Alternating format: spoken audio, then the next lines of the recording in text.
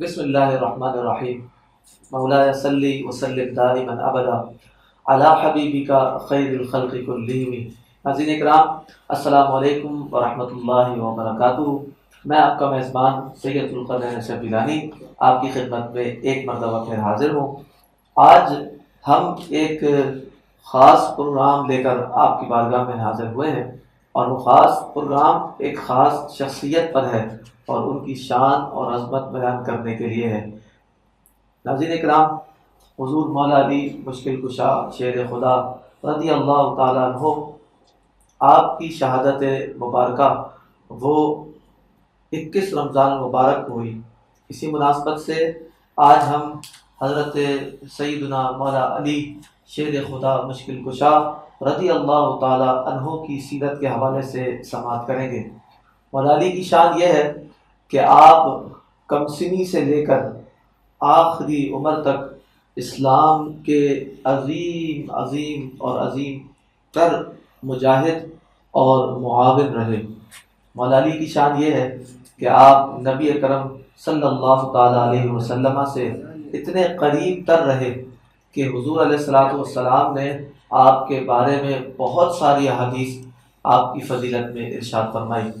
قرآن مجید فرقان حمید میں بھی کئی مقامات پر اللہ تعالیٰ نے آیت مبارکہ نازل فرمائی سیدنا مولا علی مشکل کشا رضی اللہ تعالیٰ عنہ کی فضیلت میں اور آپ کی شان و عظمت میں۔ ناظرین اکرام، مولا علی رضی اللہ تعالیٰ عنہ کا علمی مقام یہ ہے کہ خود حضور علیہ الصلوۃ والسلام نے فرمایا کہ انا مدینۃ العلم و علی بابها، میں علم کا شہر ہوں تو علی اس کا دروازہ۔ حضور نے فرمایا انا مدینۃ الحکمہ و علی بابها، میں حکمت کا شہر ہوں تو علی اس کا دروازہ۔ تو آج اس عظیم موضوع پر گفتگو کرنے کے لیے ہم نے دو عظیم مہمانوں کو اپنے اسٹوڈیو میں جمع کیا ہے، اور ہمارے ساتھ سب سے پہلے پاکستان میں سلسلہ اشرفیہ کی سب سے بڑی شخصیت حضور فخر المشائخ ابو المکرم ڈاکٹر سید محمد اشرف اشرفی الجیلانی موجود ہیں۔ السلام علیکم ورحمۃ اللہ۔ وعلیکم السلام ورحمۃ اللہ۔ اور ساتھ میں ہی ہمارے ساتھ ایک عظیم شخصیت موجود ہیں ہر اعتبار سے کہ جب وہ کسی محفل میں ہوتے ہیں تو آپ کی موجودگی اس محفل کی کامیابی کی ضمانت ہوتی ہے۔ آپ کسی پروگرام میں ہوتے ہیں، کسی ٹی وی پروگرام میں یا کسی بھی چینل پر، تو آپ کی موجودگی اس چینل کی کامیابی، اس پروگرام کی کامیابی شمار کی جاتی ہے۔ اور آپ جب بھی گفتگو فرماتے ہیں تو اتنی پیاری گفتگو اور مدلل گفتگو کرتے ہیں کہ دشمنان اسلام اور دشمنان اہل سنت سارے پریشان اور ششدر رہ جاتے ہیں۔ میری مراد زغم اسلام حضرت علامہ مولانا سید مظفر حسین شاہ صاحب دامت برکاتہ العالیہ۔ السلام علیکم ورحمۃ اللہ۔ السلام ورحمۃ اللہ وبرکاتہ۔ آپ دونوں مہمانوں کو ہم اپنے پروگرام میں خوش آمدید کہتے ہیں، اور آپ نے ذرا نوازی فرمائی کہ ہمیں یہ ٹائم عطا فرمایا۔ ناظرین کرام، یہ ایک ایسا موضوع تھا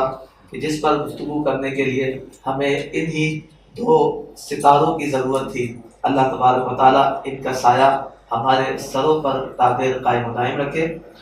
اب سوالات کا سلسلہ شروع کرتے ہیں۔ سوالات میں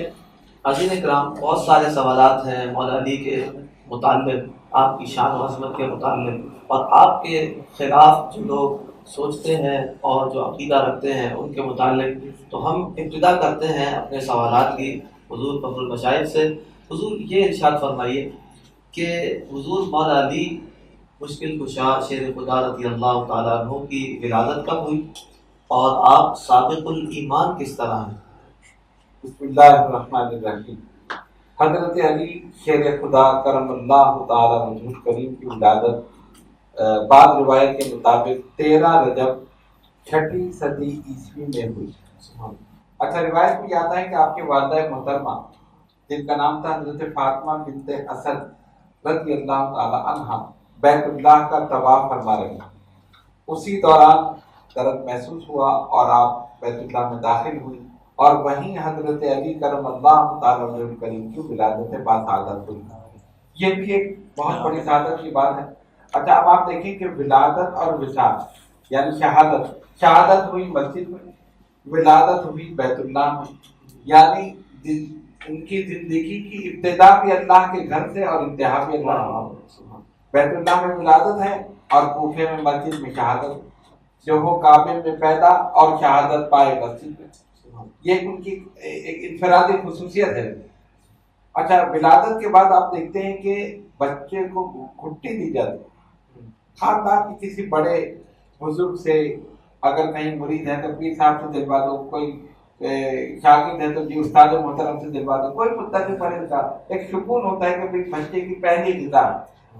اب حضرت علی کرم اللہ تعالی کریم کی گھٹی، ان کی پہلی غذا دیکھی۔ سرکار دو عالم علیہ الصلوۃ والسلام تشریف لائے، مولا علی کو اپنی گود میں لیا، آپ کی آنکھیں بند ہیں، پہلی مرتبہ آنکھیں کھولی تو سرکار کے چہرے انور پر، پہلی مرتبہ دنیا میں آنے کے بعد حضرت علی کرم اللہ تعالی کریم نے چہرے مصطفیٰ صلی اللہ علیہ وسلم کو دیکھا۔ اچھا، بچہ روتا ہے، آپ رو رہے ہیں، نبی پاک علیہ الصلوۃ والسلام نے لعاب دہن حضرت علی کرم اللہ تعالی کریم کے دہن میں ڈالا۔ دنیا میں آنے کے بعد مولا علی کی پہلی غذا جو ان کے دہن میں گئی، رسول اللہ صلی اللہ علیہ وسلم کا لعاب دہن۔ تو جو دنیا میں آنے کے بعد جس کی پہلی غذا سرکار کا لعاب دہن ہو، وہ باب مدینۃ العلم نہ بنے تو کیا بنے، باب مدینۃ الحکمہ نہ بنے تو کیا بنے؟ سارا علم، ساری فضیلت، ساری عظمتیں اگر اس شخص کو نہ ملے تو پھر کس کو ملے؟ پہلی غذا یہ۔ سابق الایمان کے بارے میں آپ نے سوال کیا۔ اب دیکھیں، بات کہتے ہیں امیر المومنین حضرت علی شیر خدا ایمان لانے میں اول، بات کہتے ہیں حضرت ابوبکر صدیق رضی اللہ تعالیٰ عنہ اول، بات کہتے ہیں ام المومنین سیدہ خدیجہ الکبریٰ رضی اللہ تعالیٰ عنہ اول۔ علماء نے تطبیق کی، مردوں میں اسلام لانے میں سیدنا ابوبکر صدیق رضی اللہ تعالیٰ عنہ اول، عورتوں میں اسلام لانے میں ام المومنین سیدہ خدیجہ الکبریٰ رضی اللہ تعالیٰ عنہ اول، اور بچوں میں اسلام لانے میں مولا علی شیر خدا رضی اللہ تعالیٰ عنہ۔ کم سنی ہے، چھوٹے ہیں، اب ایک کم سن بچہ کیا پتا کہ کیا چیز صحیح ہے کیا غلط ہے، لیکن وہ عام بچوں میں نہیں ہے، ان کو تو مولا علی بننا تھا، ان کو تو شیر خدا بننا۔ اللہ نے صلاحیتیں پہلے ہی پیدا فرما دی۔ سرکار نے ایک دعوت کی، میں تفصیل میں جانا نہیں چاہتا کہ میں خود میں چاہتا ہوں کہ حضرت جملہ شاہ صاحب زیادہ کلام فرمائے تو تاکہ عوام کو زیادہ فائدہ پہنچے۔ خیر بہرحال، تو سرکار نے دعوت کی، 40 افراد نے اس میں شرکت کی، خاندان کی۔ اب دیکھیے، دعوت شروع ہو رہی ہے اپنے خاندان، ایسا نہیں کہ اپنے گھر کو چھوڑ کر اور باہر دعوت، ابتدا ہی وہیں سے کر رہے ہیں۔ 40 افراد نے شرکت کی، نبی پاک علیہ الصلوۃ والسلام نے ان کو کھانا کھلایا، اس کے بعد دعوت اسلام پیش کی، سب کچھ بتایا، سب سنتے رہے۔ آخر میں سرکار نے فرمایا، کون ہے جو اس دعوت میں، اس تبلیغ میں میری مدد کرے گا؟ سب خاموش، سناٹا۔ کون ہے جو اس دعوت و تبلیغ میں میری مدد کرے گا؟ ایک آواز ابھرتی ہے، کمزور سی آواز ہے، ایک معصوم سا بچہ ہے، یا رسول اللہ صلی اللہ علیہ وسلم، اگرچہ میری عمر کم ہے، میں کمزور ہوں، میں ناتواں ہوں، لیکن میں اس دعوت و تبلیغ میں آپ کی مدد کر سبحان اللہ۔ اسلام قبول کیا مولا علی شیر خدا رضی اللہ تعالیٰ، اور نہ صرف یہ کہ کہا زبان سے، عملی طور پر ہر غزوے میں، ہر جنگ میں، ہر سفر میں، ہر جگہ نبی پاک علیہ الصلوۃ والسلام کے ساتھ۔ یہ شان ہے مولا کائنات۔ اس طرح سابق الایمان، ایمان لانے میں اول حضرت علی شیر خدا، بچوں میں، مردوں میں ابوبکر صدیق رضی اللہ تعالیٰ عنہ، عورتوں میں ام المومنین سیدہ خدیجہ الکبریٰ رضی اللہ تعالیٰ عنہ۔ تو یہ آپ کی ایک خصوصیت بھی ہے اور ایک فضیلت بھی ہے۔ سبحان اللہ۔ حضرت اکرام، حضور مولا علی مشکل کشا رضی اللہ تعالیٰ عنہ ایمان لانے میں افضل تو ہیں، اور علماء فرماتے ہیں کہ آپ بچوں میں ایمان لانے میں افضل ہیں۔ خیر، یہ افضلیت کا معاملہ جو ہے یہ تو ایک بہت ہی وسیع ٹاپک ہے، اس پر گفتگو ہم مزید بھی کریں گے۔ شاہ صاحب قبلہ بھی موجود ہیں، ابھی شاہ صاحب سے سوال لیتے ہیں۔ شاہ صاحب یہ بتائیے، مولا علی مشکل کشا رضی اللہ تعالیٰ عنہ کے بارے میں اہل سنت کا اور دیگر مکاتب فقہ کا کیا موقف ہے، اس بارے میں کوئی روشنی ڈالیں۔ بسم اللہ الرحمن الرحیم، رب اشرح لی صدری ویسر لی امری واحلل عقدۃ من لسانی یفقہوا قولی۔ سب سے پہلے تو میں خانقاہ شریف میں حاضری کا شرف مجھے نصیب ہوا اور میں آپ کا بہت مشکور ہوں، اور حضرت قبلہ ڈاکٹر صاحب قبلہ برکاتہ العالیہ کا، اللہ رب العالمین جل وعلا سرکار مخدوم سمنا کا جو فیض کامل یہاں سے چار دن عالم کے اندر نشر ہو رہا ہے، اللہ صبح قیامت تک اسے دوام و مداومت عطا فرمائے، اور طالبین حق کو اللہ رب العالمین جل وعلا اس پاک دربار سے درگاہ شروع سے سیراب فرمائے۔ اقلیم ولایت کے شہنشاہ، نسل مصطفیٰ کریم صلی اللہ علیہ وسلم کے بانی حضور امام کل اسد اللہ الغالب، امام المشارق والمغارب، حلال المشکلات والنوائب، دفع المعطلات والمصائب، سیدنا مولا شیر خدا رضی اللہ تعالی عنہ وارضاہ عنا، اسلام کی وہ قد آور شخصیت ہے کہ جب آپ کا نام ہی لیا جاتا ہے تو نام آپ کا لیا جاتا ہے اور ذہن میں اور فکر میں پورا اسلام سامنے آ جاتا ہے۔ آپ ایک جامع ترین شخصیت ہیں، یوں آپ کی خدمات، آپ کا نام اور اللہ اس کے رسول صلی اللہ علیہ وسلم کی بارگاہ میں آپ کی قدر و منزلت اس قدر بلند ہے کہ آپ کا نام ہی ایمان کے مترادفات میں سے ہے، آپ کا نام ہی اسلام کے مترادفات میں سے ہے۔ یہ کیسے ہو سکتا ہے کہ کوئی شخص خود کو اللہ کی توحید کا ماننے والا کہے، نبی کریم علیہ السلام کی ختم نبوت اور اسلام کا ماننے والا کہے، اور اس کا دل مولا مرتضیٰ کی محبت اور ان کی عقیدت سے خالی ہو؟ اس لیے جناب رسول کریم صلی اللہ علیہ وسلم کا وہ مبارک ارشاد کہ لا يحبك الا مؤمن ولا يبغضك الا منافق، کہ علی تو وہ ہے کہ تیرے سے محبت ہمیشہ مومن ہی کرے گا اور تجھ سے بغض ہمیشہ منافق ہی کرے گا۔ تو اب آپ دیکھیں یہ دونوں چیزیں قلب کی ایک صفت خیر اور صفت بد ہے، اس کے لیے فصل ممیز مولا مرتضیٰ رضی اللہ تعالیٰ کی محبت بنی۔ میں اس کو یوں بھی کہنا چاہوں گا کہ آپ کی خدمات اور اللہ کی بارگاہ میں آپ کی اجتماعیت اور مقبولیت کا یہ عالم ہے کہ آپ کی شخصیت کو معیاری ایمان بنا دیا گیا۔ اب کلمہ تو زبان پر ہے، نماز تو ظاہری بدن پر ہے، ہمارے جوارح پر ہے، لیکن آیا اس کا کنیکشن دل سے ہے کہ نہیں؟ اس معیار کے لیے اللہ رب العالمین جل وعلا نے حضور کی امت کے اندر مولا مرتضیٰ شیر خدا رضی اللہ عنہ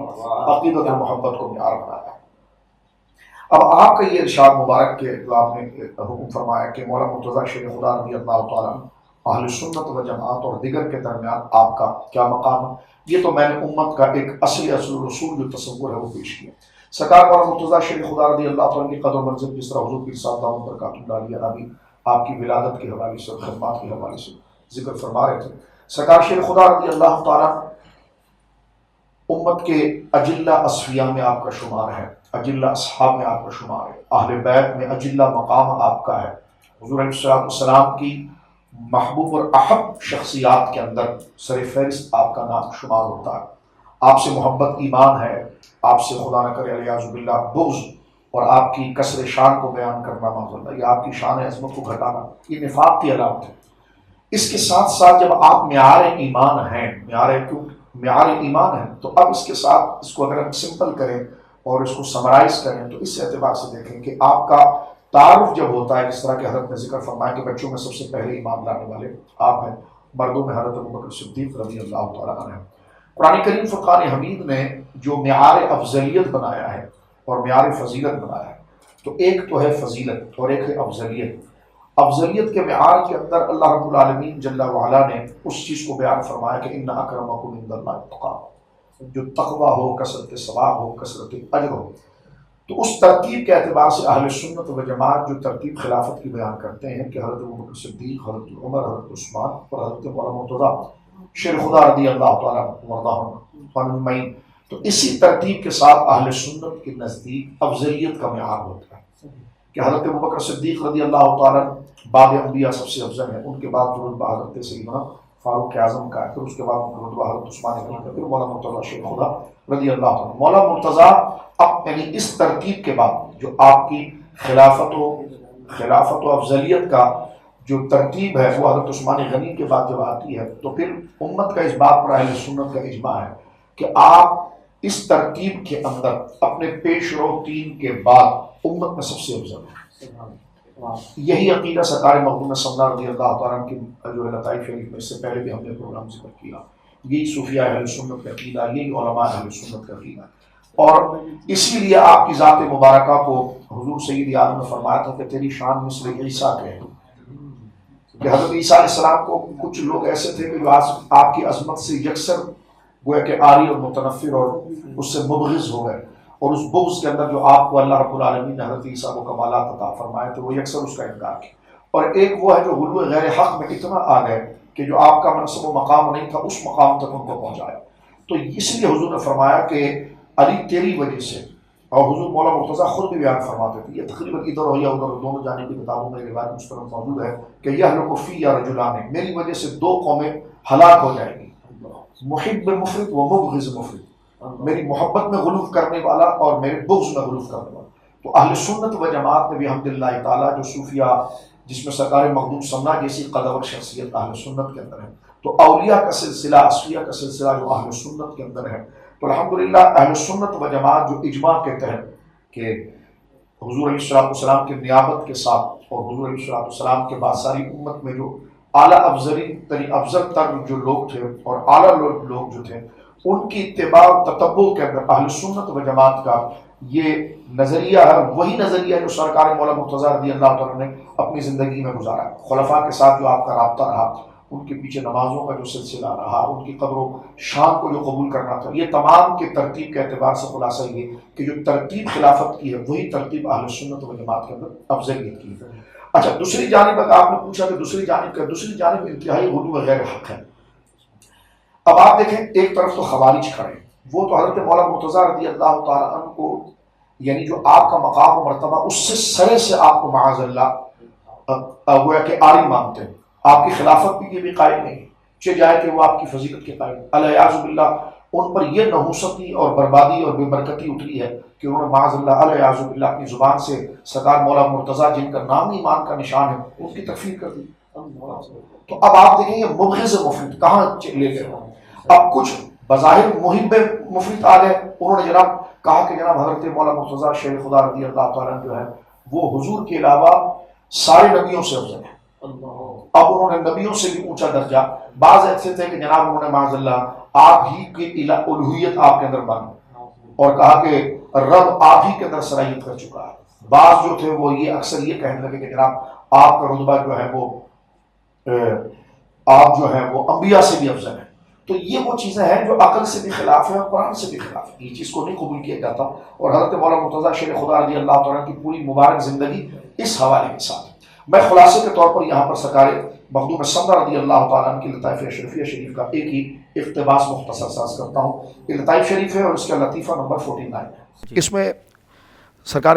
مخدوم سمنا رضی اللہ تعالیٰ نے دین کے ایک بنیادی اصول پر کہ الحب فی اللہ والبغض فی اللہ، کہ محبت اللہ کے لیے ہوگی اور دشمنی اللہ کے لیے، اور یہ معیار ایمان ہے، کیونکہ حضور علیہ السلام کا ارشاد ہے حدیث پاک ہے کہ افضل الاعمال اللہ تعالی الحب فی اللہ والبغض فی اللہ، مومن کا سب سے بڑا عمل، یا یوں سمجھ لیجیے کہ جو سارے عمل کو مقبول بنانے والا جو عمل ہے وہ یہ ہے کہ آپ کا مطمع نظر آپ کی اپنی ذات نہ ہو، اپنا مقام نہ ہو، اپنا منصب نہ ہو، کسی چیز شے کو بھی قبول کرنے میں اللہ کی محبت مضمر ہو، پوشیدہ ہو، تعلق اللہ کی محبت، اور کسی سے اگر آپ دور ہو رہے ہیں تو اس میں کوئی ذاتی عناد نہ ہو، آپ کی کوئی ذاتی کشاکش نہ ہو، بلکہ اس کا مقصد یہ ہو کہ یہ بندہ خلاف شریعت کام کر رہا ہے اور یہ اللہ کی ناراضگی کا کام ہے، لہٰذا میں اس سے دور ہو رہا ہوں۔ تو یہ معیار ایمان ہے، اور یہی حضرات انبیاء کرام اور حضرت صحابہ کرام ہمارے اسلاف میں ہے۔ تو سرکار مخدوم سمنا رضی اللہ تعالیٰ نے اس کو یہاں پر اسی اصطلاح کو لیا، اور جو معروف اصطلاح اس کی یعنی جو حدیث کی ایک معروف اصطلاح بن گئی تولا و تبرہ۔ صحیح ہے، تولا بمانا باہم ایک دوسرے سے محبت کرنا، اور تبرہ بمانا بیزاری کا اعلان کرنا۔ اس میں آپ نے پہلے ذکر کیا کہ تولا اور تبرہ، یہ تولا جو ہے الحب فی اللہ کا ما حصل ہے اور اس کا ایک نام ہے، اور تبرہ جو ہے والبغض فی اللہ کا گویا کہ ما حصل ہے۔ اس کو پورا ذکر کرنے کے بعد کیونکہ وقت مختصر ہے تو آپ نے اس کو ذکر کرنے کے بعد اب اس لفظ کو کس طرح مس یوز کیا جاتا ہے اس کی طرف سرکار مخدوم سمنا نے بیان کیا، اور جو سوال آپ نے ارشاد فرمایا تھا اس کا جواب بھی شافی یہاں پر سرکار مخدوم سمنا کی مبارک کتاب سے آتا ہے۔ آپ فرماتے ہیں یہ تولا اور تبرہ کا صحیح مفہوم ہے، یعنی جو آپ نے بیان کر دیا، اب آگے اس کی بیان کر رہے ہیں۔ فرمایا اس کا وہ مطلب نہیں ہے جو روافض اخذ کرتے ہیں۔ اچھا، وہ کیا اخذ کرتے ہیں تولا و تبرہ سے؟ تو سرکار مخدوم سمنا فرماتے ہیں وہ امیر المومنین حضرت سیدنا علی کو دوسرے اصحاب پر ترجیح اور فضیلت دیتے ہیں، یعنی وہ کیا کرتے ہیں اس میں، وہ تولا کے اندر محبت میں غلو یہ کرتے ہیں کہ وہ حضرت مولا مرتضیٰ شیر خدا کو اپنے سے پیش رو، اپنے سے پہلے جو ہیں حضرت ابوبکر صدیق، حضرت عمر، ان سے ان کو حضرت عثمان، ان سے ان کو افضل کہتے ہیں۔ تو فرماتے ہیں کہ تولا و تبرہ کا صحیح مفہوم یہ ہے، اس کا وہ مطلب نہیں کہ جو روافظ اخذ کرتے ہیں وہ امیر المومنین سیدنا علی رضی اللہ تعالیٰ عنہ کو دوسرے اصحاب رضی اللہ عنہ اجمعین پر ترجیح اور فضیلت دیتے ہیں، وہ حضرت علی کو قبول کرتے ہیں اور دوسروں سے اعراض کرتے ہیں، یہ محبت میں غلو ہے۔ فرمایا وہ کہتے ہیں کہ صرف مولا علی کو قبول کریں گے، باقی ہم کسی کو قبول نہیں کریں گے، تو یہ محبت ہی کی تو بات کر رہے ہیں، لیکن محبت میں وہ غلو ہے جو ساری گویا کہ جو عقیدت ہے اور جو مقصد ہے وہ یہاں پر فوت ہو جاتا ہے۔ فرماتے ہیں وہ حضرت علی کو قبول کرتے ہیں اور دوسروں سے اعراض کرتے ہیں اور کہتے ہیں کہ حضرت علی حق پر ہیں اور دوسرے باطل ہیں۔ اب ناظرین کو سلسلے کے جو ہمارے دوست احباب ہیں اور درگاہ شریف سے مریدین، ان کو یہ سادہ مفہوم سمجھ میں آ رہا ہوگا۔ اور حضرت سیدنا حضرت مخدوم سما فرماتے ہیں یہ کھلم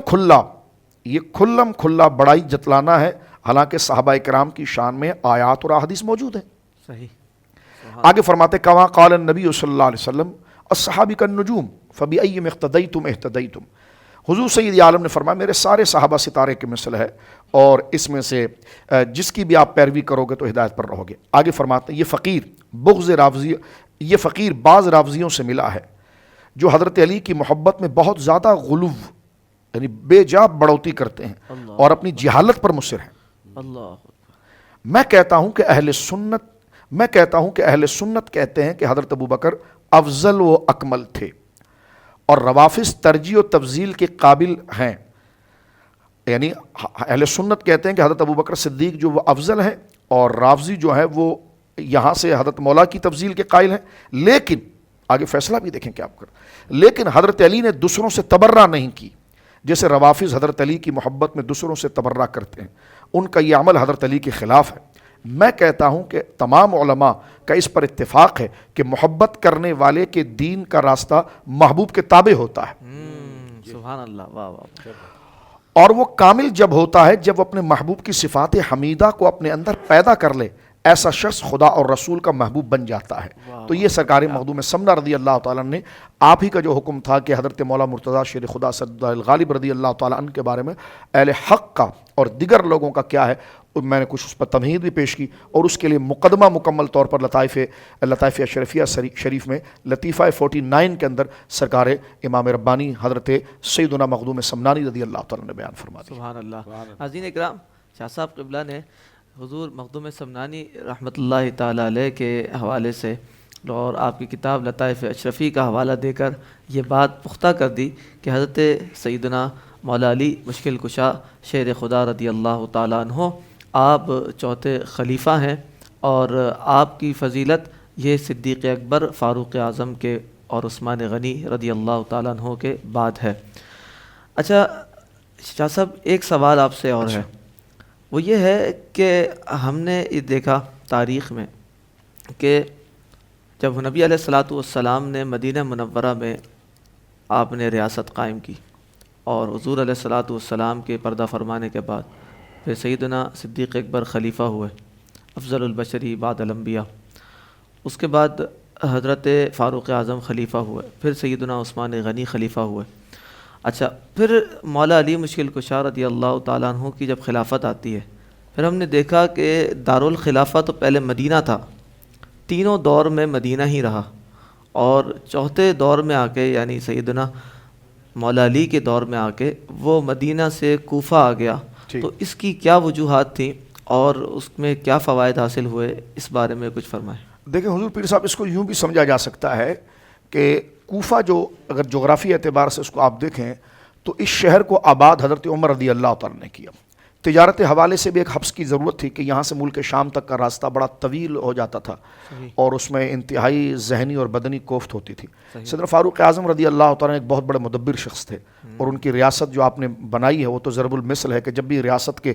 انضباط اور کسی سیولائز سوسائٹی کا نام لیا جائے گا تو اس میں حضرت عمر کی ریاست اور حضرت عمر کی خلافت کا نام تو اور آپ کے کیے ہوئے کارنامے تو سر فہرست آتے ہیں۔ تو یہ حضرت سیدنا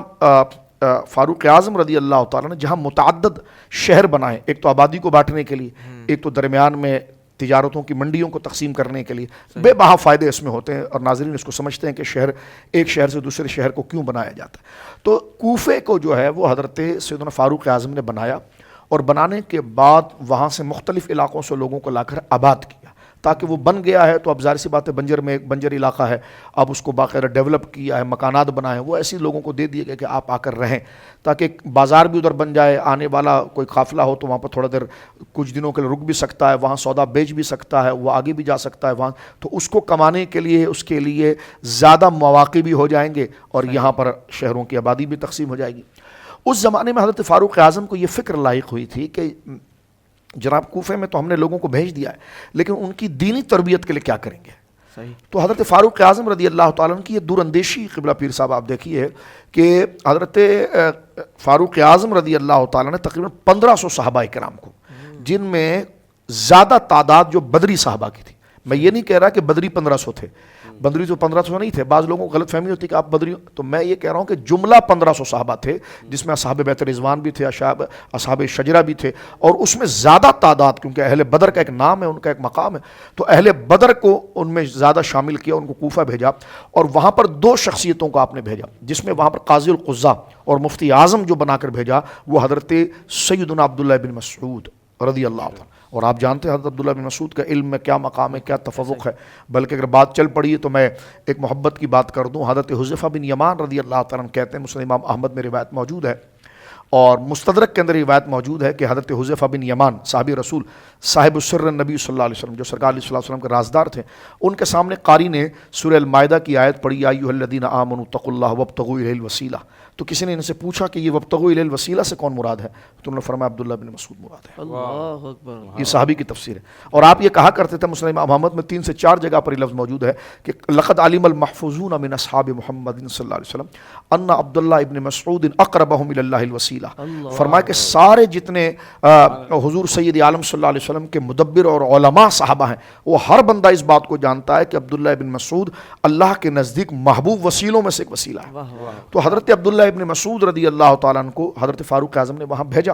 اور وہاں علم کا بڑا غلغلہ تھا۔ اب اس کا دوسرا رخ آپ دیکھیں، امام بخاری کو دیکھیں آپ، امام بخاری نے 16 سال میں بخاری شریف کو مرتب کیا، ٹھیک ہے، 16 سال آپ کو لگے، اور اگر آپ یوں سمجھیے کہ غیر مقرر حدیثوں کو اگر آپ دیکھیں، یعنی مقرر حدیثوں کو آپ دیکھیں تو تقریباً 7500 کے قریب بنتی ہے، اور مقررات کو اگر آپ ہٹا دیتے ہیں بخاری شریف سے تو 4000 کے قریب ہو جاتی ہے۔ اب یہ احادیث جمع کی، اب احادیث کی تعداد آپ دیکھیے، اور 16 سال آپ کو لگے، تو مختلف جگہ پر آپ نے اسفار کیے۔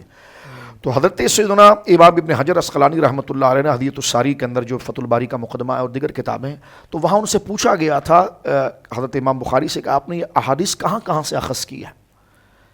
تو آپ نے شاہ فرمایا کہ میں مصر اتنی دفعہ گیا، مکہ گیا، میں مدینہ گیا، یعنی ہر جگہ کا آپ نے نام لیا اور اس کی کوئی نہ کوئی تعداد بتائی، یعنی 4 دفعہ 10 دفعہ، لیکن جب کوفے کا نام لیا تو آپ نے تعداد نہیں بتائی۔ تو پوچھا گیا کہ آپ نے کوفے کی تعداد کیوں نہیں بتائی؟ فرمایا وہاں پر اتنے صحابہ اور علم تھا کہ مجھے خود یاد نہیں کہ میں کوفہ کتنی دفعہ گیا۔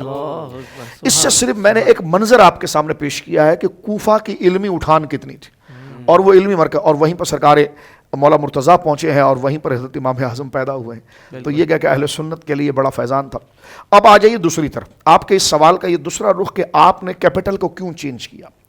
تو سیدنا آپ کا یہ ارشاد فرمانا پیر صاحب کہ سیدنا ابو بکر کے دور میں، سیدنا عمر کے دور میں، سیدنا عثمان کے دور میں یہی کیپٹل تھا، لیکن آپ اس تاریخ کو اچھی طرح سے جانتے ہیں ناظرین کہ حضرت عثمان غنی رضی اللہ تعالیٰ کی شہادت کے وقت جو بلوہ ہوا اور جو حالات سبائیوں کی طرف سے، جی جی بالکل، سبائیوں کی طرف سے جو حالات مدینہ منورہ کے انتہائی بگاڑ دیے گئے اور حالات خراب کر دیے گئے، اور یوں سمجھیے کہ ایک جنگ کی کیفیت بن گئی، تو اس وقت اس ہنگامے کے حالت میں بیٹھ کر سرکار مولا مرتضیٰ رضی اللہ تعالیٰ کی طرف خلافت آ بھی اس وقت رہی ہے کہ جب غبار آسمانوں تک پہنچا ہوا ہے اور منظر ویژن بالکل کلیئر نہیں ہے، آپ بہت مظلوم خلیفہ ہیں، یعنی انتہائی، جیسا حضرت ابوبکر کے سامنے خلافت جب آئی تھی تو جب آپ کو ملی تو وہاں پر انکار ختم نبوت کا ایک طوفان تھا، اور درمیان میں اور جناب مدینے کے اندر لوگ انکار زکوٰۃ کر رہے تھے اور کلمہ پڑھنے کے باوجود، تو جس طرح جس قسم کی مشقت اور مزاحمت حضرت ابوبکر کو تھی نا، یہ آگے چل کر آپ دیکھیں گے تو یہ حضرت مولا مرتضیٰ کو مل رہی ہے۔ فرق اتنا ہے کہ ادھر خارج یعنی باہر کے لوگوں سے مزاحمت تھی، ٹھیک ہے، جیسا جھوٹا نبوت کا دعویٰ کرنے والے، وہ ایک صورت میں اپنے آپ کو اسلام کا ہی کہہ رہے تھے کہ معاذ اللہ مسلمہ یہ کذاب یہ غلط بات کرتا تھا کہ نبوت تقسیم ہو چکی آدھی میرے پاس. یا پھر مدینہ منورہ کے اندر آپ دیکھیے کہ جن لوگوں نے زکوٰۃ دینے کا انکار کیا وہ کلمہ ہی پڑھتے تھے. اسی قسم کی مزاحمت آپ کو حضرت سیدنا مولا مرتضیٰ رضی اللہ تعالیٰ عنہ کے دور میں نظر آتی ہے کہ اندر ہی کے لوگوں کو جو بات کی اولادیں ہیں, جو نئے لوگ آئے ہیں, ان کو اس قدر الجھا دیا گیا ہے کہ کشاکش کی کیفیت بن گئی ہے. اب آگے نفع کی طرف کیسے جائیں؟ یہاں تو موڑی اور اصل ہی چیز کو خراب کیا جا رہا ہے. تو حضرت سیدنا مولا مرتضیٰ رضی اللہ تعالیٰ عنہ کے اس دور کا خلاصہ کیا جائے تو آپ یہ چاہتے تھے کہ جناب بلوائی اور حالات جو یہاں پر خراب ہوئے ہیں یہ مزید خراب ہوں گے اور شاید یہ مجھ پر بھی حملہ آور ہو سکتے ہیں اور معاملات کو خراب کر سکتے. تو اس لیے آپ نے ایک سیف جگہ کو دیکھنا پسند کیا کہ جو علم کے اعتبار سے بھی اور آپ کے زیادہ محبین کے اعتبار سے بھی وہ جگہ تھی کہ جہاں پر آپ جائیں اور وہاں پر آپ موجود ہو کر پھر اسلام کی تمام سرحدوں کو بھی منضبط کریں. اور جو حالات مدینہ منورہ کے خراب ہیں اور قصاص عثمانی غنی رضی اللہ تعالیٰ عنہ کے لیے لینے کے لیے بحثت خلیفہ آپ کی جو ذمہ داری ہے اس کے لیے آپ دیکھ سکیں اور اس کے لیے آپ تحمل کر سکیں, تحمل سے اس کو دیکھ سکیں اور اس کو منضبط کر سکیں, اس کو سلجھا سکیں کہ کس طریقے سے اس انتہائی الجھے ہوئے مسئلے کو ہم آسان کر سکیں. تو یہ تاریخ کے اوراق میں ہزاروں صفحوں پر الجھی ہوئی بحث کو میں نے اس انداز میں چند الفاظوں میں آپ کی خدمت میں عرض کیا. ناظرین اکرام, واقعی یہ حقیقت ہے کہ یہ ایک الجھی ہوئی بحث ہے. جیسے شاہ صاحب قبلہ نے بہت ہی ایک اپنے منفرد اسٹائل میں, منفرد انداز میں آپ نے اس کو ذکر کر دیا ہے اور آپ لوگوں کے سمجھنے کے لیے آسان کر دیا ہے. اللہ تبارک و تعالیٰ آپ کو اس کی بے شمار برکتیں عطا فرمائے. اچھا, اپنے اگلے سوال کی طرف ہم چلتے ہیں اور حضور فخر المشائخ سے ہمارے سوال ہے کہ حضرت مولا علی رضی اللہ تعالیٰ عنہ کے بہت سارے فضائل ہیں, آپ کی بہت ساری خصوصیات ہیں, مگر اس میں کیا سمجھتے ہیں کہ سب سے اہم خصوصیت سیدنا مولا علی رضی اللہ تعالیٰ عنہ کی کیا ہے؟ اس پر روشنی ڈالیں. دیکھیے, نبی پاک علیہ الصلوۃ والسلام کے جتنے صحابہ ہیں وہ سب آسمان ہدایت کے ستارے ہیں اور ہر ایک کی فضیلت نبی پاک علیہ الصلوۃ والسلام نے بیان فرمائی, انفرادی بھی اجتماعی بھی. اجتماعی فضیلت میں تو سارے شامل ہیں, اصحابی کا نجوم فبأیہم اقتدیتم اہتدیتم, سارے صحابہ اس میں شامل ہیں, اس میں کسی کی تخصیص نہیں. اچھا, پھر انفرادی فضائل علیحدہ علیحدہ بیان فرما دی. سیدنا ابوبکر صدیق سے لے کر اور دیگر صحابہ تک جو جنتی کو زمین پہ چلتا ہوا دیکھنے چاہے ابو بکر کو دیکھ لیں. جس جماعت میں ابو بکر ہوں اس میں کسی کو امامت کا حق نہیں. اسی طرح فاروق اعظم لو کان نبی بعدی لکان عمر, میرے بعد کوئی نبی ہوتا تو عمر ہوتے. اسی طرح حضرت عثمان غنی رضی اللہ تعالیٰ عنہ فرمایا جب سارے لوگ جب فتنے پیدا ہوں گے تو یہ گزرنے والا ہدایت پر ہوگا. صحابہ کہتے ہیں ہم نے پلٹ کر دیکھا تو عثمان غنی رضی اللہ تعالیٰ. تو یہ انفرادی اجتماعی فضائل سب کے بیان فرمائے. مولا علی کی شان کیا ہے؟ نبی پاک علیہ الصلوۃ والسلام نے ان کے بھی فضائل بیان فرمائے. روایت میں آتا ہے کہ امام حسن امام حسین رضی اللہ تعالیٰ عنہما دونوں کا ہاتھ پکڑا, فرمایا من احبنی, جس نے مجھے محبوب رکھا, وَأَحَبَّ هَذَيْنِ, اور ان دونوں یعنی حسن حسین کو محبوب رکھا, وَأَبَاهُمَا وَأُمَّهُمَا, اور ان کے ماں باپ کو محبوب رکھا, كَانَ مَعِي فِي دَرَجَتِي يَوْمَ الْقِيَامَةِ, قیامت کے دن میرے ساتھ میرے درجے پر ہو. یعنی نواسوں کی فضیلت بھی بیان کر دی, ان کے والدین کی فضیلت بھی بیان کر دی اور محبت کا انداز بھی بتا دیا کہ ان کو محبوب رکھو تب وہ مقام ملے گا. اسی طرح دیگر. اچھا, اب آپ غزوات میں دیکھیں, کوئی جنگ بدر میں شریک ہے تو احد میں نہیں, کوئی احد میں ہے تو بدر میں نہیں, کوئی خندق میں ہے تو فلاں میں نہیں. مولا علی شیر خدا رضی اللہ تعالیٰ عنہ ہر جنگ میں موجود ہیں اور جہاں سے اگر کبھی بھی للکار ہوتی ہے تو جواب مولا علی شیر خدا. بلکہ بعض مقامات میں سرکار نے کہا علی تم بیٹھ جاؤ, علی تم ٹھہر جاؤ, یہ فوراً تلوار لے کر. تو اس طرح بہت ساری. لیکن جو سب سے بڑی خصوصیت, اچھا ویسے تو خیبر میں بھی اگر آپ دیکھ لیں, کل ہم اس کو علم عطا کریں گے جس کے ہاتھ پہ خیبر فتح ہوگا. کتنی بڑی بشارت. وہ ایسا شخص ہے جو اللہ اس کے رسول سے محبت کرتا ہے اور اللہ اس کا رسول اس سے محبت کرتا ہے. صحابہ کے لیے تو رات گزارنا مشکل ہو گئی. کون ہے وہ خوش نصیب جو کل خیبر کا قلعہ فتح ہوگا اور وہ فاتح خیبر کہلائے گا. اچھا, بیمار ہیں, آنکھوں میں آشوب ہے, آنکھیں دکھ رہی ہیں, یہ بھی ہو سکتا تھا کہ بھئی ان کی آنکھیں دکھ رہی ہیں کسی اور کو دے دو. نہیں, دینا انہی کو ہے. بلایا, لو آب دہن ڈالا, آنکھیں درست ہوئی, جاؤ علی. اب اس جرنیل کی آپ کیفیت دیکھیے کہ جس کو جنگ سے پہلے فتح کی بشارت مل گئی. لوگوں کو ہم کوشش کریں گے, لڑیں گے تب فتح ملے گی, وہ پہلے ہی بشارت مل چکی. تو علی کس شان سے چلے ہوں گے چلے اور چلتے ہی چلے گئے، بڑھے اور بڑھتے ہی چلے گئے، طوفان کی طرح آگے بڑھے اور اس کے بعد قلعے کو فتح کر لیا۔ تو یہ ساری حضرت علی کرم اللہ تعالیٰ وجہ الکریم کی خصوصیات، لیکن ایک سب سے بڑی خصوصیت جس میں کوئی شامل نہیں، اولاد رسول صلی اللہ علیہ وسلم کا سلسلہ آپ سے جاری ہے۔ آپ حضور صلی اللہ علیہ وسلم کے نواسوں کے والد محترم، فرمایا یا علی انت سید العرب، ارے تو تمام عرب کا سردار ہے، یا فاطمہ انتی سیدۃ نساء العالمین و سیدۃ نساء الجنہ، فاطمہ تو جنتی عورتوں کی اور تمام عالمین کی عورتوں کی سردار، الحسن والحسین سید شباب اہل الجنہ، حسن اور حسین جنتی نوجوانوں کے سردار، اور اپنے لیے انا سید ولد آدم، میں تمام اولاد آدم کا سردار، انا سید المرسلین انا قائد المرسلین ولا فخر، میں رسولوں کا سردار ہوں، قائد ہوں، مگر یہ بات فخر و غرور سے نہیں کہتا، یعنی میرے لیے فخر کی بات نہیں ہے، رسولوں کے لیے فخر کی بات ہے، مجھ جیسا قائد انہیں ملا۔ اب آپ دیکھیں، بس آخری بات میں کر رہا ہوں، خود جنتی نوجوانوں کے سردار ہیں، باپ عرب کے سردار، ماں جنتی عورتوں کی سردار، اور نانا تمام نبیوں کے سردار، تو اصل سرداری تو ان کے گھر کی، اصل سرداری تو ان کے گھر کی۔ تو مولا کائنات کی سب سے بڑی خصوصیت یہ ہے کہ وہ اولاد رسول صلی اللہ علیہ وسلم کا سلسلہ وہاں سے چلا اور حسنین کریمین کے والد محترم ہیں۔ سبحان اللہ، سبحان اللہ، واہ واہ۔ تو ناظرین اکرام، حضور فخر المشائخ نے بہت ہی مختصر انداز میں مولا علی کی شان اور آپ کی اہم خصوصیت کے بارے میں ذکر فرمایا۔ اچھا شاہ صاحب قبلہ کی طرف چلتے ہیں۔ شاہ صاحب یہ فرمائیے کہ آپ کو معلوم ہے، آپ نے تو ماشاءاللہ کتاب بہت پڑھی ہے اور مطالعہ آپ کا وسیع ہے، تو یہ صلح حسن سے کیا مراد ہے؟ اور یہ بھی فرمائیے کہ جب جنگ صفین وہ رک گئی تھی تو اس کے بعد پھر صلح کی ضرورت کیوں پڑی؟ اس کو بہت ہی آسان انداز میں لوگوں کو سمجھانے کے لیے کہ حضرت امام حسن رضی اللہ تعالیٰ عنہ نے جو صلح کی ہے امام حضرت امیر معاویہ رضی اللہ تعالیٰ عنہ سے، وہ کس طرح ہوئی اور کیا معاملات ہوئے، اس معاملے پہ کچھ ارشاد فرما دیں۔ جی بالکل، بہت اچھا سوال ہے پیر صاحب آپ کا۔ یہ دیکھیں، صلح امام حسن سے مراد یہ ہے کہ ابھی حضور پیر صاحب یہ فرما رہے تھے کہ سرکار علیہ الصلوۃ والسلام کے بڑے نواسے سرکار امام حسن مجتبیٰ رضی اللہ عنہ، اور بخاری شریف کے اندر یہ روایت موجود ہے اور بڑی مشہور روایت ہے، ہر ایک کو یاد ہے کہ حضرت امام حسن رضی اللہ عنہ کی عمر شریف کے 2 سال کے قریب ہوگی جی، اور آپ مسجد کے اندر چلے آ رہے ہیں اور سرکار دو عالم صلی اللہ علیہ وسلم نے آپ کو اٹھایا اور اپنی گود میں بٹھایا، اور بخاری شریف کے اندر الفاظ یہ ہے کہ سرکار علیہ السلام کا انداز دیکھیں کہ فرمایا ینظرون الی الناس مرۃ و الیہ مرۃ، حضور ایک دفعہ سارے صحابہ کو دیکھتے تھے اور ایک دفعہ حضرت امام حسن کو دیکھتے کیا بات، تھے۔ یعنی یہ دیکھیے کہ اس ایک اپنے بدنی اور اپنے ظاہری اداؤں سے صحابہ کرام کو مکمل متوجہ کرنا تھا کہ بہت اہم بات بتائی جا رہی، تو فرمایا ینظرون الی الناس مرۃ و الیہ مرۃ،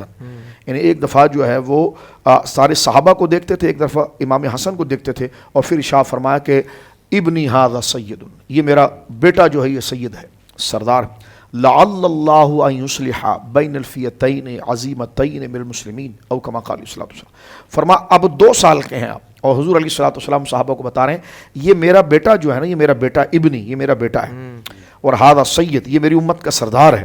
اور فرمایا لعل اللہ ان یصلح بین الفئتین عظیمتین من المؤمنین او کما قال علیہ السلام، اللہ رب العالمین میرے اس بیٹے کے ذریعے مسلمان اور مومنین کے 2 گروہ کے درمیان صلح کروائے۔ واہ واہ، سبحان اللہ۔ تو یہ تو قبلہ پہلے ہی حضور علیہ الصلوۃ والسلام نے آپ کو صلح کا بانی قرار دے دیا، اور اپنے یعنی 2 سال کی عمر شریف میں ہی آپ کو گود میں اٹھا کر بتا دیا کہ میری امت جب سامنے دونوں مسلمانوں کے گروہ، حضور نے لفظ جو استعمال فرما مومنین مسلمین، کہ دونوں مسلمان گروہ جب ایک دوسرے کے سامنے ہوں گے تو یہ حلم و بردباری میں اتنا ہوگا کہ یہ صلح کے لیے آگے بڑھے گا اور یہ صلح کرائے گا، اور صلح کے لیے آگے بڑھنا یہ بڑی شجاعت کا کام ہوتا ہے، یہ بڑی بہادری کا کام ہوتا ہے۔ صحیح۔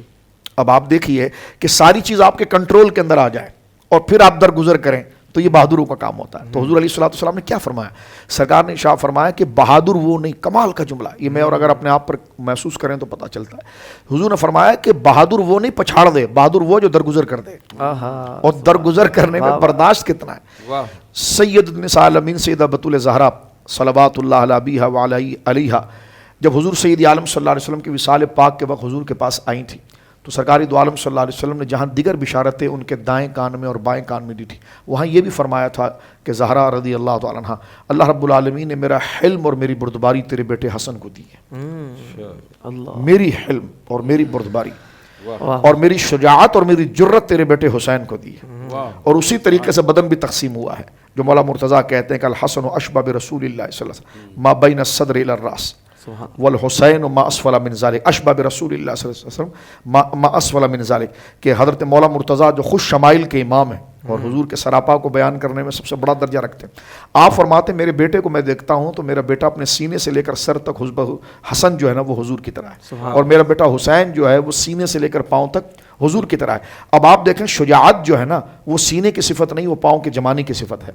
اور حلم جو ہے نا وہ پاؤں کی صفت نہیں، وہ سینے کی صفت ہے، تو جس کو حلم دیا تو سینہ بھی ویسے ہی ہو گیا، اور جس کو شجاعت دی ہے تو قدم مبارک بھی ویسی ہو گئے۔ اور حلم کی اگر آپ تعریف کریں سنیں گے نا پیر صاحب پڑھیں گے تو دنگ رہ جائیں گے کہ حلم ہی سب سے بڑا ملکہ ہے۔ نبوت کے اندر نبی کا جو سب سے بڑا وصف ہوتا ہے نا وہ حلم ہی ہوتا، برداشت، درگزر، غیر ضروری لوگوں کو منہ نہ لگانا، اور اس کی حیثیت کو جانتے ہوئے جناب جو ہے کہ وہ اس سے درگزر کرنا، یہ حلم و بردباری برداشت، اور ایک بہت بڑے مقصد کے لیے درگزر کرنا، یہ حلم و بردباری کا معیار ہے۔ صحیح۔ تو جناب سید عالم صلی اللہ علیہ وسلم نے اپنے شہزادے کو فرمایا امام حسن کو کہ یہ میری امت کا سردار ہے، یہ اللہ رب العالمین کے فضل سے دو مسلمان گروہ کے درمیان صلح کروائے گا، تو یہ صلح امام حسن ہے۔ اور یہ جب ہوا کہ جب سرکار مولا شیر خدا رضی اللہ تعالیٰ عنہ کا وصال ہو چکا تھا اور آپ کی جب شہادت ہو گئی، اس کے بعد جب خلافت حضرت امام حسن رضی اللہ تعالیٰ عنہ کے پاس آئی، اور وہی معاملہ تعویل بقصاص کے حضرت معاویہ کا حضرت مولا مرتضیٰ کے ساتھ تھا، اس میں کوئی دو رائے نہیں کہ اہل سنت و جماعت کا یہ اجماعی عقیدہ ہے کہ حضرت مولا مرتضیٰ رضی اللہ تعالیٰ عنہ بشمول جمل ہو یا صفین ہو، حق مولا مرتضیٰ رضی اللہ تعالیٰ عنہ، لیکن سامنے جو لوگ تھے وہ بغض میں نہیں تھے، وہ شرارت میں نہیں تھے، وہ گناہ کے ساتھ نہیں تھے،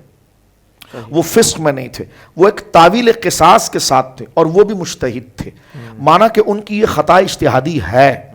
لیکن ان کے لیے وہ اجر ہے، اور وہ صحابی ہیں اور وہ نیک لوگ ہیں، اس لیے تو مولا مرتضیٰ رضی اللہ تعالیٰ عنہ آگے چل کر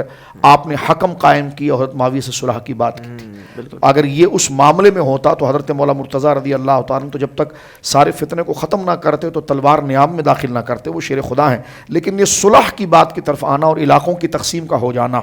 ٹھیک ہے، یہ اس بات کی دلیل ہے کہ وہاں پر وہ تعویل کو حضرت مولا مرتضیٰ رضی اللہ تعالیٰ نے قبول کیا اور امت نے قبول کیا، اور اس میں کوئی دو رائے نہیں کہ حق بجانب حضرت مولا مرتضیٰ رضی اللہ تعالیٰ کے ہے، لیکن جناب معاویہ کی توہین نہیں کی جائے گی، اس لیے کہ وہ صحابی ہے اور مجتہد ہیں، اور اسی وجہ سے تو حضرت امام حسن مجتبی رضی اللہ تعالیٰ نے اپنے والد گرامی کی اسی ایما کی بنا پر صلح کی تھی۔ اور یہ صلح وہ صلح نہیں ہے مثلا جو کہہ دیا جاتا ہے کہ صلح سے کیا ہوتا ہے، صلح تو حضور علیہ السلام نے حدیبیہ میں کافروں سے بھی کی ہے، تو یہ صرف لفظ صلح کے اشتراک سے دھوکہ نہیں دینا چاہیے، یہ نہیں ہوا تھا کہ کافروں سے اگر صلح جناب جو ہے کہ وہ حضور علیہ السلام کی حدیبیہ کے مقام پر ہوئی تو وہ صلح کس چیز میں ہوئی تھی؟ اس چیز میں ہوئی تھی کہ 10 سال ہم جنگ نہیں کریں گے، کیا وہ صلح یہ ہو گئی تھی کہ معاذ اللہ میں توحید کا کام چھوڑ دوں گا جس کی وجہ سے جنگ ہے ہماری، یا معاذ اللہ میں اپنی نبوت سے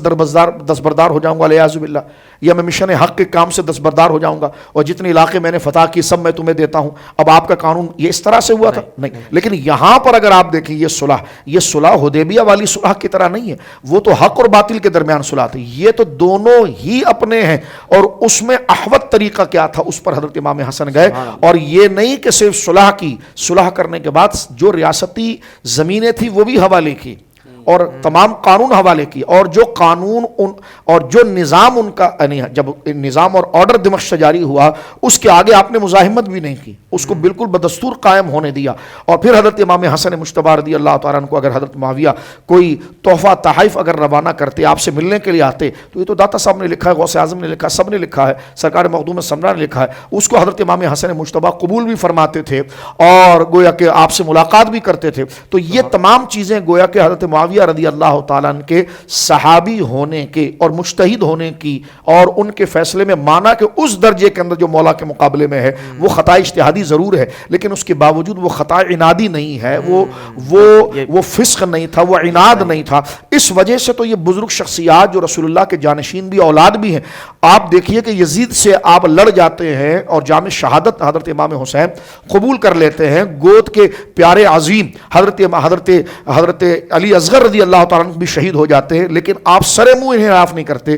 لیکن یہاں پر صلح ہو رہی ہے تو پتہ چل گیا کہ یزید سے معاملہ اور تھا، یہاں معاملہ اور تھا، تو اس کو گڈ مڈ کر کے اپنی آخرت تباہ نہیں کرنی چاہیے. ابھی میں نے حضرت مخدوم سمنا کو پڑھا ہے آپ کے سامنے، آپ نے کیا فرمایا؟ محب وہ ہے جو محبوب کے طریقے پر چلے. تو اگر میں اور آپ پنجتن پاک کے محب ہے، مولا امام حسن کے غلام ہونے کا اور ان کی غلامی کا دعویٰ کرنے کا شرف پاتے ہیں، تو ہمیں چاہیے کہ ہم اسی راستے پر رہیں جس راستے کو امام حسن نے قبول کیا. اب یہ تو صلح وہاں پر حضرت معاویہ کے ساتھ ہو گئی، یہ تو بالکل لکھا ہوا ہے.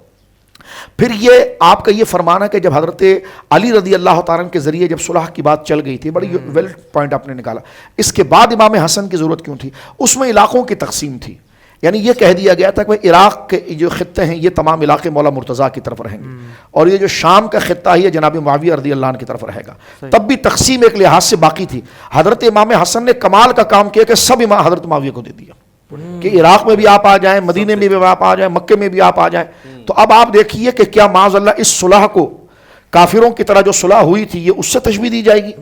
تو یہ سارا الزام معاذ اللہ کس بزرگ ہستی کی طرف یہ لے جانے کی کوشش کر رہے ہیں. تو لہٰذا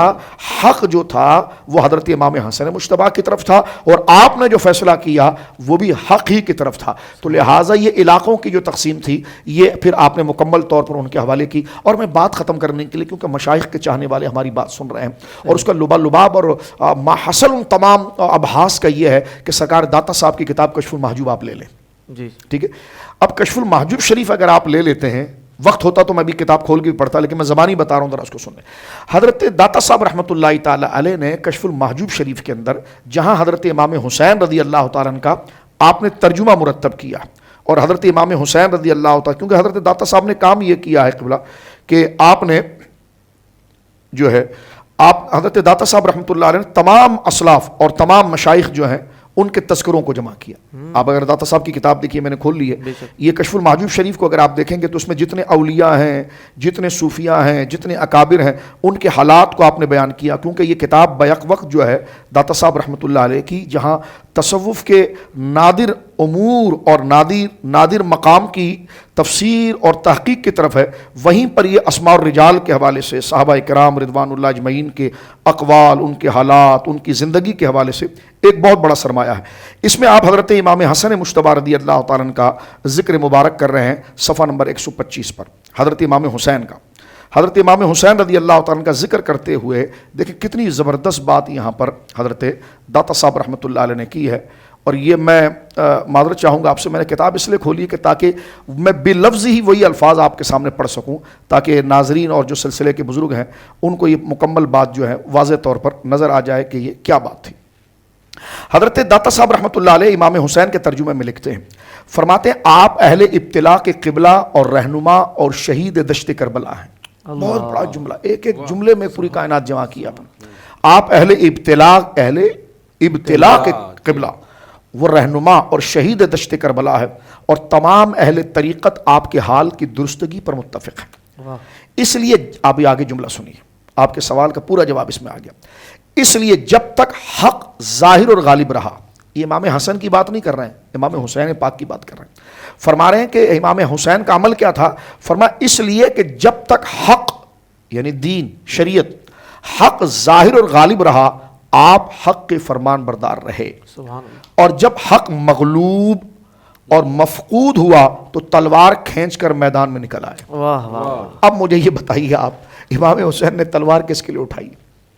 یزید کے لیے. تو وہاں پر داتا صاحب لکھ رہے ہیں کہ حق مغلوب ہو گیا تھا اور حق مفقود ہو گیا تھا، اور فرمایا جب تک حق غالب رہا آپ حق کے فرمان بردار رہے. آپ نے حضرت ابوبکر کا دور بھی دیکھا، آپ نے حضرت عمر کا دور بھی دیکھا، حضرت عثمان کا دور بھی دیکھا، اپنے والد محترم حضرت مولا کا دور بھی دیکھا، اپنے برادر اکبر حضرت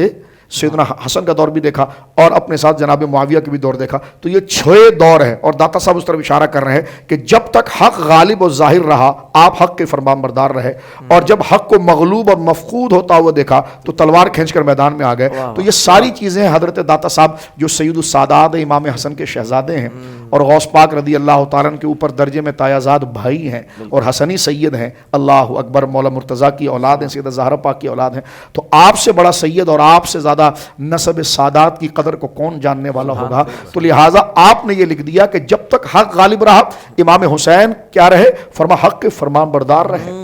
سبحان اللہ. ایک جملے میں سب جمع. تو آپ بتائیے جب حق کے فرمان برداری حضرت امام حسین رہے تو ہمیں بغاوت کرنے کی کیا ضرورت ہے؟ اور جس کے لیے تلوار, فرمایا جب حق کو مفقود یعنی کھویا ہوا اور مغلوب پایا تو تلوار نکالی. تو جن کے لیے حضرت امام حسین نے تلوار نکالی ہے تو ہماری بھی الحمدللہ تلواریں باہر ہیں ان کے لیے, اور جن کے لیے آپ نے فرمان برداری کی ہے تو کبھی ہم زبان تو زبان, کبھی اپنی آنکھوں کی جنبش سے بھی ان کو اذیت نہیں پہنچائیں گے, اس لیے کہ ہم اہل بیت کے راستے پر ہیں. صحیح, سبحان اللہ, سبحان اللہ, ماشاء اللہ. عظیم شاہ صاحب قبلہ نے بہت ہی خوبصورت انداز میں اس اہم موضوع کو ذکر فرمایا ہے. اچھا, شاہ صاحب نے ایک بات ذکر کی ہے کہ جس کے لیے امام حسن رضی اللہ تعالیٰ عنہ نے صلح کی بات کی, اس سے ہمیں بغاوت کرنے کی کیا ضرورت ہے. تو یہاں بغاوت سے شاہ صاحب ایک بات مجھے یاد آئی کہ مولا علی مشکل کشا رضی اللہ تعالیٰ عنہ کا ایک فرمان ہے, اخواننا قد بغوا علینا, کہ ہمارے بھائیوں نے ہمارے ساتھ بغاوت کی. تو یہ جو آپ کا فرمان ہے یہ کس طرح منطبق ہوتا ہے, اور خوارج کو اخوان کہنا, بھائی کہنا, یہ کیسا ہے؟ دیکھیے بہت پیاری بات ہے آپ نے جو ارشاد فرمایا کہ خوارج کو امام مولا مرتضیٰ شیر خدا نے فرمایا کہ اخواننا قد بغوا علینا, یہ ہمارے دینی بھائی ہیں, انہوں نے بغاوت کی. یہ حضرت مولا مرتضیٰ کا انتہائی تحمل ہے, یہ ابتدائی آپ کا نظریہ ہے, کیونکہ آپ کسی پر تلوار اٹھانا آپ کو پسند کبھی نہیں رہا. جب کفار کھلے کفار پر پسند نہیں رہا جب تک کہ وہ سامنے نہ آئے. آپ دیکھیے خیبر کے اندر جب آپ نے یہ عمر بن عبد الود کو جب مارا تو ایک تلوار سے جب مارا تو اس کا ستر کھل گیا اور اس کو ٹکڑے کر دیا آپ نے, لیکن آپ نے اپنی تلوار سے اس کے ستر کو ڈھانپ دیا. فرمایا جتنی میری تیری دشمنی بس اتنی ہے. اور یہ شعر میں آپ نے کہا تھا, کیا کمال ظرف تھا آپ کا. فرمایا اگر مجھے تو اس طرح مارتا نا تو میرے ستر کو کبھی نہیں ڈھانپتا, لیکن میں علی ہوں, میرا تیرے سے جتنا مقابلہ تھا اتنا میں نے کیا اور میں نے ستر کو ڈھانپ دیا. تو گوئے کہ سرکار مولا مرتضیٰ جنگ میں, اب آپ دیکھیں نا جنگ آپ کر رہے ہیں اور آپ جب اس کی چھاتی پر چڑھ گئے تو اس نے تھوک دیا منہ پر, تو آپ پیچھے ہٹ گئے. اب آپ دیکھیے وہ آپ کو قتل کرنا چاہ رہا ہے اور اس نے آپ کے منہ پر تھوک دیا, آپ پیچھے ہٹ گئے. فرمایا نہیں, میں نے تجھے اللہ کے لیے مارنا تھا, اب تو نے میرے منہ پر تھوک دیا تو کہیں ایسا نہ ہو بات میری آ جائے. تو آپ اندازہ لگائیے کہ پورا کنٹرول کر کے اس کو مغلوب کر کے خود غالب ہو کر پھر بندے کو چھوڑ دینا, یہ کمال اخلاص اور کمال تحمل ہے. اور آپ کی یقیناً اس سے پتہ چلتا ہے کہ جو ان تعبد اللہ کأنک تراہ, تو عبادت ایسے کر جیسے تو خدا کو دیکھ رہا ہے. یہ اس منزلت کی بات ہے, مقام احسان کا اعلیٰ درجہ سرکار مولا مرتضیٰ کے اس جملے سے ظاہر ہو رہا ہے. تو یہیں پر جب صلح کی بات چلی نا اور صفین پر اور حکم بنا دیے گئے تو یہ 7 کے لوگ تھے, تو یہ بغاوت کی طرف آ گئے. انہوں نے کہا یہ کیا بات ہے, اللہ تو کہتا ہے ان الحکم الا للہ, اللہ کے سوا کوئی حاکم نہیں. اور علی معاذ اللہ تم نے کفر کر دیا, الیاذ باللہ, معاذ اللہ, کہ تم جناب جو ہے یہ یہاں سے حکم بنا رہے ہو اور یعنی فیصلہ کرنے کے لیے آگے اپنا ایک حکم بنا رہے ہو, کوئی جا کر فیصلہ کرے, تو یہ تو قرآن کا انکار ہے. تو حضرت مولا مرتضیٰ آگے نہیں بڑھے, آپ نے فرمایا کہ دیکھو یہ تو حکم ظاہری طور پر کسی کو بنانا پڑتا ہے نا, کیا تم نے قرآن میں نہیں پڑھا کہ جب شوہر اور بیوی کے درمیان اختلاف ہو جائے اور وہ نبھنے کی کوئی بات نظر آئے یا نہ نظر آئے تب بھی اس کو سلجھانے کے لیے درمیان میں بڑے بوڑھے آتے ہیں, تو قرآن کیا کہتا ہے, حکم من اہلہ و حکم من اہلہا, ایک جو ہے وہ حکم لڑکی کی طرف سے آئے ایک عورت کی طرف سے آئے, تو فرمایا یہ حکم نہیں. اور الیس اللہ باحکم الحاکمین, کہ اللہ رب العالمین تمام حاکموں کا حکم نہیں. تو دلائل سے ان کو سمجھایا. تو تمام علماء نے لکھا کہ خوارج سے متعلق آپ کا پہلے ارادہ یہی تھا کہ ان کو دلائل کے ذریعے سمجھایا جائے اور ان کو بتایا جائے, اور یہ ان میں اگر ہدایت ہے تو یہ سمجھ جائیں. تو ان میں سے کچھ لوگوں کو مناظرے اور بات کرنے سے بات سمجھ میں آ گئی تو وہ آ گئے, لیکن دوسرے جو تھے وہ گویا کہ قرآن کو آپ ہاتھ میں لے کر اسی بات کو کہتے تھے کہ آپ نے معاذ اللہ کفر کیا ہے اور آپ نے معاذ اللہ الیاذ باللہ نعوذ باللہ من ذالک, نعوذ باللہ من ذالک, اللہم صلی علی سیدنا مولانا محمد و آل محمد. اور یہ کہتے تھے کہ جناب آپ نے جو ہے کہ وہ حکم کیوں بنایا, تو حضرت مولا مرتضیٰ کہتے تھے کہ کلمۃ حق اریدا بہا الباطل، بات تو یہ ٹھیک کرتے ہیں لیکن مطلب غلط لیتے ہیں، یعنی بات تو قرآن کی کر رہے ہیں نا، تو قرآن جو کلمہ حق ہے تو فرما کلمۃ حق اریدا بہا الباطل، لیکن جو مقصود اور مراد لے رہے ہیں یہ باطل لے رہے ہیں. ان کے اندر جنون اور گویا کہ شرارت یہ تھی کہ وہ بس اپنے علاوہ کسی کو مسلمان نہیں سمجھتے تھے. اسی لیے بخاری شریف کے اندر موجود ہے کہ حضرت عبداللہ ابن عمر نے بھی ان کی طرف اشارہ کیا تھا کہ کانا یراہم شرار خلق اللہ تعالی، میں لوگوں میں چند لوگوں کو بڑا بدترین اور شریر پاتا ہوں. ان تلقوا الی آیت نزلت فی الکفار فجعلوها المؤمنین، کہ جو آیتیں بتوں کے بارے میں اترتی ہے اس کو مسلمانوں پر فٹ کرتے. یہ خوارج کی فکر ہے. خوارج ہمیشہ قرآن کی مراد، مقصود اور اس کی صحیح انٹرپریٹیشن اور اس کی صحیح ایکسپلینیشن کو بگاڑے گا، اور وہ ہوگی کس کے بارے میں اور یہی حضرت مولا مرتضیٰ کے ساتھ کیا. جب وہ باز نہ آئے نا تو پھر گویا کہ حضرت مولا مرتضیٰ رضی اللہ تعالیٰ نے مقام حرورہ پر ان کے ساتھ زبردست قسم کی جنگ ہوئی اور ان کے ساتھ قتال کیا گیا اور ان کا سرغنہ وہاں پر مار دیا گیا. اور حضور سید عالم کی بشارت یہاں پر پوری ہوئی کہ سرکار دو عالم صلی اللہ علیہ وسلم مسجد شریف سے نکل رہے تھے تو حضور نے فرمایا کہ میں نے جو ہے وہ نزول قرآن پر جہاد کیا ہے. دوسری جگہ ارشاد فرمایا یہ تو کہ میں نے نزول قرآن پر جہاد کیا ہے، علی تعویل قرآن پر جہاد کرے گا، معنی قرآن پر. اور ادھر جو ہے مسجد شریف سے باہر نکل رہے ہیں تو سرکار دو عالم صلی اللہ علیہ وسلم نے فرمایا کہ خوارج آئیں گے اور وہ قرآن پڑھیں گے، قرآن حلق سے نیچے نہیں اترے گا، وہ قرآن کا معنی منمانی کریں گے اور ان کو جو قتل کرے گا وہ اللہ کے عرش کے سائے تلے ہوگا. حضرت عمر سامنے آ کہ حضور میں، فرمایا نہیں. تو فرمایا حضور کون؟ تو حضور نے شاہ فرمایا وہ جو ادھر اپنے جوتے گانٹ رہا ہے نا وہ. تو فرمایا میں نے مڑ کر دیکھا تو مولا علی تھے. میں گیا اور ان کا ہاتھ میں نے پکڑا اور میں نے کہا یا رسول اللہ، علی کی بات کر رہے تھے؟ فرمایا ہاں. یہاں تک کہ حضور نے فرمایا تھا کہ علی جب تو خوارج کا قتال کرے گا ان میں ایک بندہ وہ ہوگا جس کا ہاتھ گوشت کا لتھڑے کا ہوگا. ایک علامت حضور نے یہاں تک بتائی. جب مقام حرورہ پر یہ جنگ ہوئی نا آخری، یہ تو بغو علینا والی بات جو ہے نا یہ تو ابتدا میں ان کو ریلیف دینے کے لیے تھا کہ بھائی آپ آؤ، آپ نے یہ بغاوت کی ہے تو آپ بات تو سمجھو ہماری، آپ کس طرح انکار کر کے مجھے چھوڑ کر جا رہے ہو. تو جو مناظرہ ہوا اس میں حضرت عبداللہ ابن عباس رضی اللہ تعالیٰ مناظر ہوئے، اس میں سے کئی لوگوں نے بات سمجھ لی، لیکن جو بالکل بدترین ذہن کے تھے اور وہ اپنے غلط اور انتہائی غلط اور غیر اسلامی نظریے سے ہٹنا نہیں چاہتے تھے تو ان کے ساتھ وہ جنگ ہوئی ہے وہاں پر. اور وہ حرورہ کے مقام پر جب جنگ ہوئی ہے تو اس میں جب قتال ہوا، قتال ہونے کے بعد جب ان کو تقریباً لوگوں کو ختم کر دیا گیا تو حضرت ابو سعید خدری کہتے ہیں کہ ہم لاشوں کو اٹھا کر ایک طرف کر رہے تھے تو اس میں کالی شکل کا بندہ ہمیں نظر آیا اور اس کا ہاتھ باقاعدہ انگلیاں نہیں تھی اس کے اندر اور گوشت کا لوتھڑا تھا. تو حضرت سیدنا ابو سعید خدری کہتے ہیں کہ میں نے اس کا ہاتھ پکڑا، اٹھایا اور میں نے کہا کہ دیکھیں حضور نے صحیح فرمایا تھا کہ علی تیرے ساتھ جو لڑنے کے لیے آئیں گے خوارج اور تو قاتل الخوارج ہوگا اور خارجیوں کو قتل کرے گا، اور اس میں ایک بندہ وہ ہوگا جس کا ہاتھ جو ہے وہ گوشت کا لوتھڑا ہوگا، یعنی انگلیاں نہیں ہیں، بالکل ایسے جیسے آٹے کا گولا ہوتا ہے اس طرح اس کا ہاتھ لٹک رہا تھا. تو یہ علامت بھی وہ حرورہ کے مقام پر ظاہر ہوئی ہے. اور سرکار مولا مرتضیٰ رضی اللہ تعالیٰ عنہ کو حضور نے یہ فرمایا تھا آپ کی کنپٹی پر ہاتھ رکھ کر، فرمایا تھا یہاں پر کائنات کا سب سے بدترین آدمی تیرے اوپر تلوار چلائے گا. اور یہ خوارج کی جانب سے یہ ہوا. فرمایا کہ امت میں میری اس کائنات کے اندر دو لوگ آسمان کے نیچے زمین کے اوپر انتہائی بدترین ہیں، ایک وہ کہ جس نے حضرت صالح علیہ السلام کی اونٹنی کو مارا تھا اور ایک وہ علی جو تیرے اس کنپٹی پر تلوار مارے گا. اور جس وقت حضرت مولا مرتضیٰ رضی اللہ تعالیٰ شاہ ولی اللہ نے ایک جگہ پر لکھا ازال الخفا کے اندر، وہ کہتے ہیں کہ حضرت مولا مرتضیٰ بصرہ کے اندر تھے اور بہت شدید بیمار ہو گئے تھے. تو ایک بندہ مدینے سے آیا آپ کے پاس اور بڑا رویا اور اس نے کہا آپ میرے ساتھ مدینے چلیں. تو آپ نے مسکرا کر فرمایا کہ تو کیا سمجھتا ہے کہ میں مر جاؤں گا؟ تو کہنے لگا حضور کیا کہہ رہے ہیں؟ فرمایا اپنی داڑھی شریف کی طرف اشارہ کیا، فرمایا خون سے آلودہ ہو گئی ہے؟ کہنے لگا نہیں. فرمایا نبی پاک نے فرمایا تھا کہ میں دنیا سے جب رخصت ہوں گا جو میری داڑھی خون سے آلودہ ہوگی. اور نماز کی حالت میں جب خارجی ملعون ابن ملجم نے جب آپ پر تلوار کا وار کیا تھا تو اس وقت حضرت امام حسن نے آپ کو اپنے سینے پر روکا تو سرکار مولا مرتضیٰ نے اس وقت دیکھیں کیسے صابرین کے امام ہیں آپ نے اس وقت زخم اور درد کچھ بھی نہیں، فرمایا حسن میری داڑھی کیا واقعتاً خون سے لال ہو گئی؟ تو امام حسن رو کر کہنے لگے ہاں. فرما فزت برب کعبہ، رب کعبہ کی قسم میں کامیاب ہو گیا. اللہ اکبر.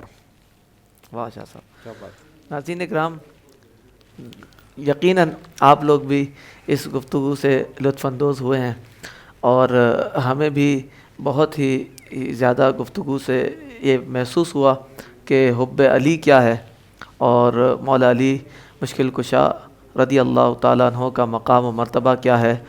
وقت تو شاہ صاحب بہت کم ہے اور ایک سوال ہمارا بس ہم لے لیتے ہیں کیونکہ وقت بالکل قلیل ہے، اچھا تو وہ آخری سوال ہمارا یہ ہے کہ سلاسل طریقت میں مولا علی کا جو مقام ہے وہ ذکر کرتے ہیں۔ اللہ اکبر، میری کیا اوقات اور حیثیت کہ میں سرکار مولا مرتضیٰ رضی اللہ تعالیٰ عنہ وارضاہ عنہ کے سلاسل کی عرض کر سکوں، لیکن جو بزرگ اکابر نے لکھا ہے اس کا ما حاصل اور خلاصہ بالکل یہ ہے کہ حضرت مولا مرتضیٰ رضی اللہ تعالیٰ عنہ پر کئی سلسلے منتہا ہوتے ہیں، یعنی ولایت کے سلسلے آپ پر منتہا ہوتے ہیں، اور اس میں تو کوئی دو رائے گویا کہ نہیں ہے، نہ اس کے اندر کوئی اختلاف ہے۔ لیکن آپ پوچھتے ہیں کہ اس کی وجہ کیا ہے، کیا معاملہ ہے، تو یوں سمجھ لیجئے کہ اس کو شاہ عبدالعزیز صاحب محدث دہلوی نے تحفہ ثنا شریف میں بھی، امام ربانی مجد الفسانی رحمۃ اللہ علیہ نے مکتوبات شریف کے اندر بھی اس بات کو ذکر کیا ہے، اور فرمایا ہے کہ حضرت شیخین کریمین کو نبوی ولایت کی جو نبوت کی عظیمت والی ولایت ہے اس کا حصہ ملا ہے، صحیح، اور حضرت مولا مرتضیٰ رضی اللہ تعالیٰ عنہ کی جو ولایت ہے واعظ و تبلیغ کی اس کا حصہ ملا ہے، صحیح، اور پھر یہاں پر فرمایا کہ وہ جو ولایت ہے جو شیخین کی وہ اس سے اقوی اور افضل ہے۔ اللہ، یہ تحفہ ثنا شریف کے اندر بھی موجود ہے،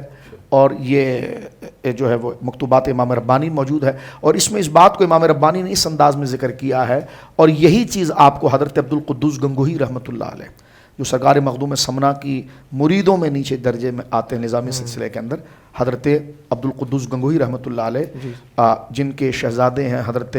عبدالقدوس گنگوہی چشتی رحمۃ اللہ علیہ، گنگوہ میں جو آپ کا مزار شریف ہے، اور ان کے بیٹے ہیں حضرت سیدنا شیخ رکن الدین چشتی رحمۃ اللہ علیہ، ان کے مرید ہے حضرت عبد الواحد چشتی جو والد ہے امام ربانی کے، سبحان اللہ، اور یہ نظامی سلسلہ ہے۔ تو آپ اگر مکتوبات قدوسیہ بھی اگر آپ دیکھیں تو اس میں بھی یہی مضمون جو ہے کہ ولایت کی تقسیم کا گویا کہ ملتا ہے کہ حضرت ابوبکر عمر کی ولایت اور حضرت مولا مرتضیٰ کی ولایت یہ کس اعتبار سے، اس کو یوں سمجھ لینا چاہیے، سمجھنے کے لیے ظاہراً ان دونوں عبارتوں کو وہ اس طرح سمجھا جا سکتا ہے کہ جس طرح کہ بیج جب زمین کے اندر لگایا جاتا ہے تو بیج کو سخت سورج کی تمازج کی ضرورت پڑتی ہے، صحیح، اور جب دھوپ اس پر سختی کے ساتھ پڑتی ہے تو وہ بیج پھٹ جاتی ہے، اور پھٹنے کے بعد وہ تناور درخت بنتا ہے، درخت بننے کے بعد پھر اس میں پھل لگتے ہیں، اور جب پھل لگتے ہیں نا تو پھر 14ویں رات کا جو چاند ہوتا ہے اس کی چاندنی سے پھل وہ اثر حاصل کرتا ہے کہ رس جو ہے وہ اس پھل کے اندر پیدا ہوتا ہے۔ تو فرمایا یوں سمجھ لو یہ خلفاء کا پروسیس ہے کہ جو بیج اسلام ہے نا اس کو تناور درخت بنانے کے لیے جن کی تمازت بطور جہاد جو نبوی کام ہوتا ہے وہ شیخین سے لیا گیا ہے، اور جب یہ پھل کی صورت اختیار کر گیا ہے تو اس اسلام کے اس پھل میں رس کے لیے مولا مرتضیٰ کا فیضان لیا گیا ہے۔ سبحان اللہ، سبحان اللہ۔ ناظرین اکرام، شاہ صاحب قبلہ نے بہت ہی خوبصورت انداز میں گفتگو کی، ہم اپنے دونوں مہمانوں کے بہت ہی شکر گزار ہیں کہ آپ نے وقت عنایت فرمایا۔ انشاءاللہ پھر کسی عنوان کے ساتھ آپ کی خدمت میں حاضر ہوں گے۔ اللہ تبارک و تعالی ان دونوں ہستیوں کا سایہ ہم سب پر تا دیر قائم و دائم رکھے، اور حضور مولا علی مشکل کشا شیر خدا رضی اللہ تعالی عنہ کے خصوصی روحانی فیض سے ہم سب کو مستفیض فرمائے۔ السلام علیکم ورحمۃ اللہ وبرکاتہ۔